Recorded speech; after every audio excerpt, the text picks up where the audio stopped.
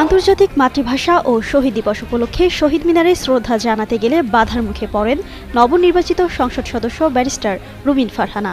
ছিঁড়ে ফেলা হয় পুষ্পস্তবক, ভুয়া ভুয়া স্লোগানে ছড়িয়ে পড়ে উত্তেজনা।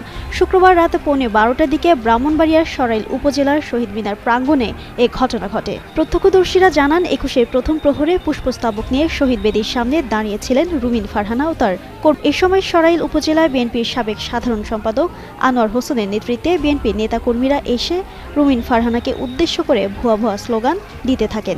এ নিয়ে দুপক্ষের মধ্যে উত্তেজনা তৈরি হয়। এক পর্যায়ে রুমিন ফারহানার আনা পুষ্পস্তবকটি ছিঁড়ে ফেলেন বিএনপির নেতাকর্মীরা। পরে পুলিশের হস্তক্ষেপে পরিস্থিতি নিয়ন্ত্রণে আসে। পুষ্পস্তবক অর্পণ করতে না পেরে কর্মী সমর্থকদের পাহারায় শহীদ মিনার এলাকা ত্যাগ করেন রুমিন ফারহানা। এদিকে এই ঘটনার পর ঢাকা-সিলেট মহাসড়কের শাহবাজপুর এলাকায় প্রায় 1 ঘণ্টা অবরোধ করে বিক্ষোভ করেন রুমিন ফারহানার কর্মী সমর্থকেরা। এ সময় তারা সড়কের ওপর আগুন জ্বালিয়ে বিচারের দাবি জানান।